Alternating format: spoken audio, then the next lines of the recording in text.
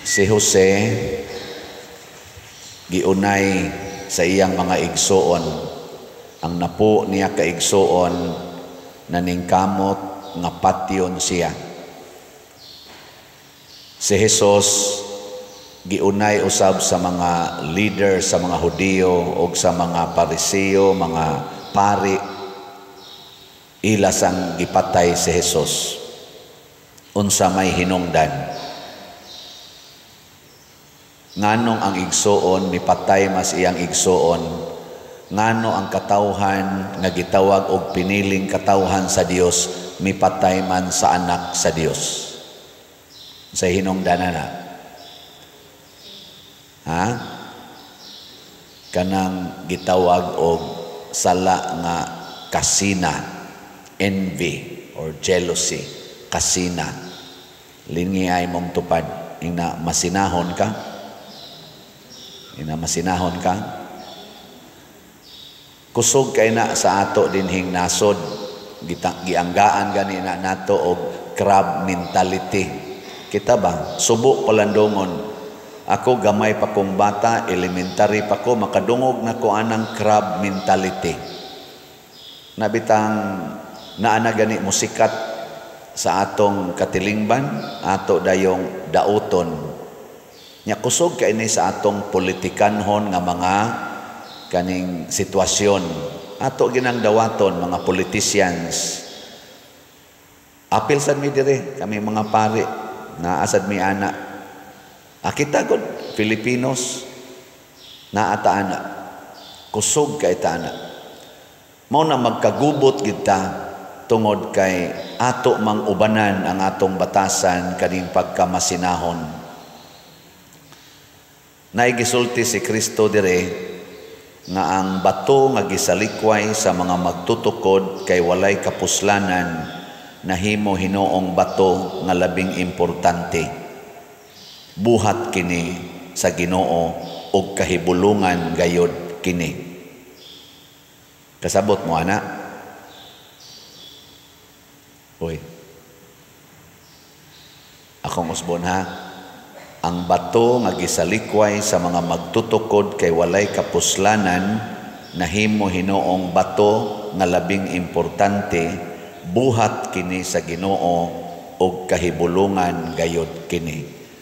Lawom ni siya nga pagkasulti, nag-uban ani ang warning nga kun mosalikway na gani tag atong kauban or atong igsuon, pagbantay, ikaw nga misalikway, panimaslan kas Ginoo. Unya kadtong imong gisalikway, mao na to'y himuon sa Ginoo nga importanteng tao dinhi sa katilingban. Mao na nahitabo ni Jose, gisalikway sa iyang mga igsuon. Niabot yung panahon nga si Jose maoy giblessed og maes Ginoo na himong gobernador sa Ehipto, gihisgutan na sa atong salmo karon, og nihapa sa iyang tiilan ang mga igsuon niya. Basta mosalikway gani ka sa imong isig katao, bisag unsa pa na siya, basta imo na gay na siyang isalikway nga wa nay bili para nimo, paninglan jud kas Ginoo. Bisag unsa pa na kadautan ang tao, mao bitang niingon si Kristo, pasaylo alag kapituan kapito ang nakasala nimo. Ngano man aron dili ta mo salikway niya, kay prinsipyo nas Ginoo, basta imo ganinang isalikway ang tao, kanang tawhana mahimo nang pinangga sa Ginoo. Mao bitang niingon siya, unsay inyong buhaton sa labing ubos, mo na inyong gibuhat nako. Di ba? Mananglitan ron, ikaw asawa, imong bana nangabit, isalikway nimo dili. Hoy, tubag. Tubag ba? Or ikaw bana, imong asawa nangabit, niya pari pag yung nakabit, isalikway nimo dili. Timan iha ingka unya padir dautan man na siya. Yes, least na siya tingali kay criminal, crimes against humanity. Pero isalikway gani na nimo, mahimo na siyang pinangga sa Ginoo. Ug ikaw nga misalikway, bisan pag moingon ka, ikakunuhan mo itarong, panimaslan ka sa Ginoo. Sa paagi, nga siya rasay nahibaw. Mao nang giingon diri, buhat kini sa Ginoo, ug kahibulungan gayod kini. Sige, tanawa sa history nato, sa atong kalibutan, o sa atong nasod, bisan sa imong kinabuhi. Kanang tao nga isalikway mo kuan gina sana mo asinso gina nakaron unsa may atong buhaton. Una, prinsipyo, ayaw gyud salikway. Kadtong tanan nga authority sa atong nasod nga maoy mi command aron gyud ipadadayon si former President Duterte ngadto sa ICC nga korte. Congratulations ninyo. Paabutan ninyo ang inyong ganti gikan sa Ginoo. Panimaslan gyud mo. Kinsa tong authority nga naghatag niining maong command nga ilabay ang atong pangulo ngadto sa foreign lands, foreign court, ang atong pangulo kaniadto nga nag-alagad sa atong nasod tungod anang issue sa crimes against humanity nga wa ra bagay siya kaso dinis ato anang crime against humanity. Pagbantay mo, mamatay man tingali si President Duterte didto kay tiguang naman na siya, daghan naman na siya sakit, bisan pa ang iyang dugo mutingog na against ninyong mga authority nga naghimo niining maong desisyon. Hinumdomo ni Abel, gipatay ni Cain tungod sa kasina, katong unang anak ni Adan ug ni Eva.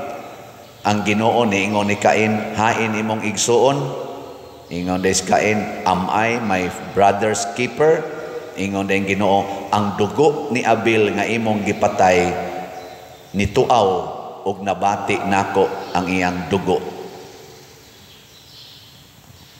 Muna siya kuyaw kayo. Muna'y unang prinsipyo, pagbantay. Ayaw gyud salikway anang tao nga nakasala. Nya nasa mo ingon, unya pa der, President Duterte, iyam sa tong gisalikway ang mga adik, iyam sang gipapatay. Nanubag po siya. Di ba? Unya, karon siya na sa gisalikway, manubag sang authority. Ana.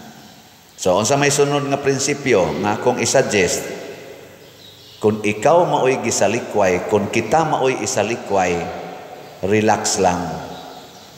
Relax lang. Dawata, ayaw pakig-away, ayaw paghimog sala. Pagpasalikway lang. Nga naman, total ang Ginoo maunay maningil nila. Matod pa ni aning Ginoo diha sa Old Testament, vengeance is mine. Gilingi ay mong tupad. Ingnawa karoy gisalikway, ingnawa kay gisalikway ron. Oy, lingi aba. Kanang wa mo lingi, nagduda ko na anay gisalikway. Lagi, kaklaro anay inyo mga naong pagbantay, paninglan jud kas Ginoo. Ana, ay yung kumpiyansa, muabot yung panahon, magluhod-luhod kas atubangan sa imong gisalikway.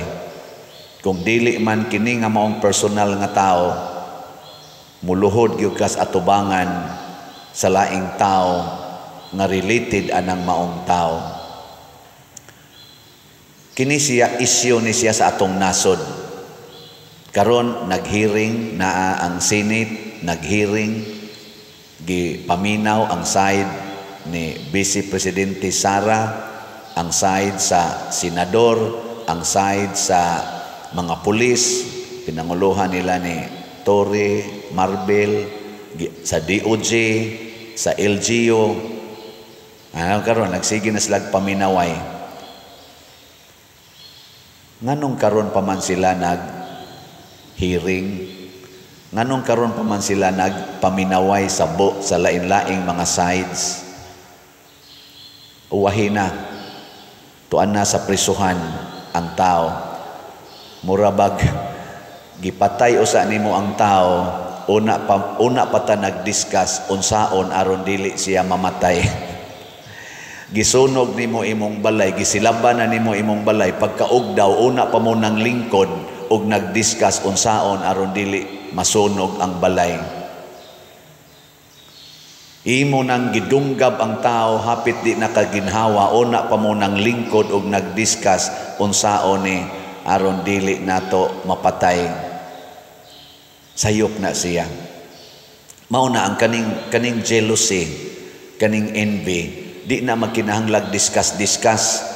Basta lang ila lang yung mapapahawa ang ilang gikasinahan, madaot lang yun ang ilang gikasinahan, bahala nag-unsay sunod, ato lang yan ang iistorya. Muna gitawag sa nila sa prinsipyo nga, just cross the bridge when you are there, when you are already there. Di na mao nga prinsipyo. Naman sa panahon nga sakto na, pero niining nasudnon nga kahimtang, politikanhong kahimtang, mayo natong sundon ang prinsipyo nga gihatag nato sa PC7 kanang atong Second Plenary Council of the Philippines aron mo grow kuno ang atong simbahan. Unsa may gamiton nga prinsipyo, hinumdumin ninyo, look, judge, act. Kana nga order, look, judge, act. Unsa man ang look, evaluate. I-evaluate ang tanang side niya, human make a judgment. Sunod, do the action based on your judgment.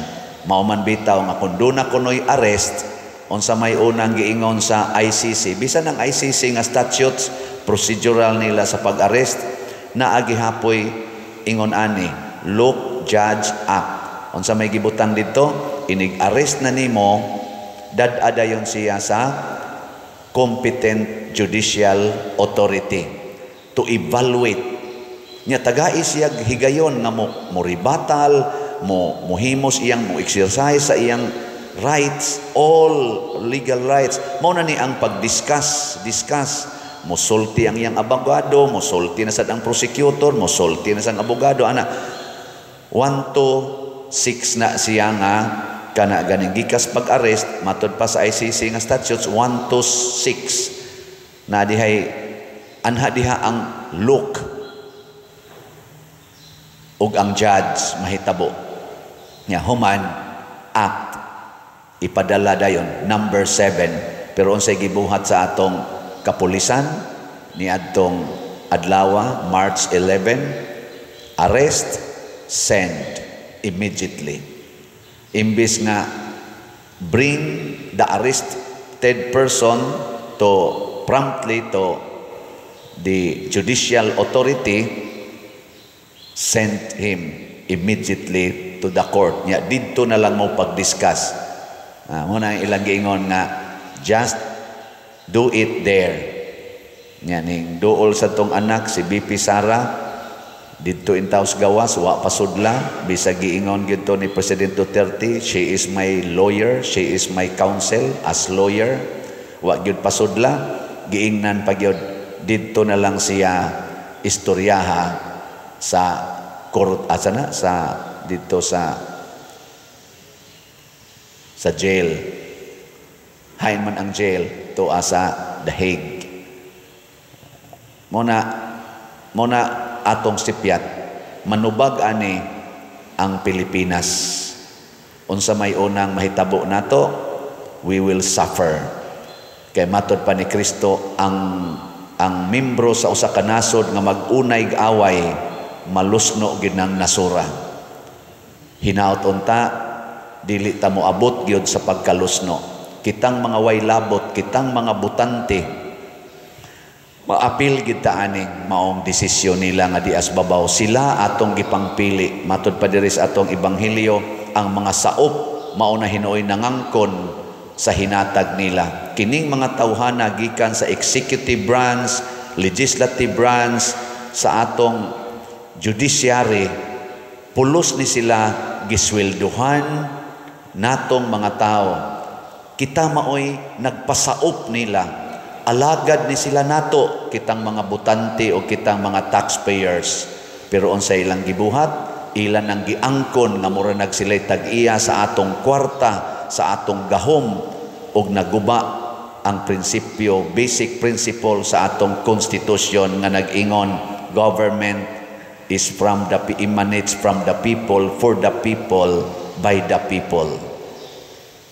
Malusno gid ta kun magpadayon eh. So kung mopili tag eleksyon karong panahon sa eleksyon aning Mayo o madayon, pilion nato tong mukamaog yung moalagad dili masinahon. Kamaong moampo og mosunod sa pamaagi sa balaod dili murag hari-hari sa balaod nga sila na hinoy over and above our constitution and our law. Hinaut paunta nga mahitabo ni. Ilas na lang lingi sa imong tupad. Ang di mo lingi, isalikway. Ingna ba, nidawat radyo ka ng ibaligya nga salat ni Father? Ingnawa ka mo sa likway, ana. Basigi mo nang kisalikway. Oy, tiban ikini ang mo sa likway aning salat nga di gyud mo palit, bisag na ay ikapalit, paninglan sad mo.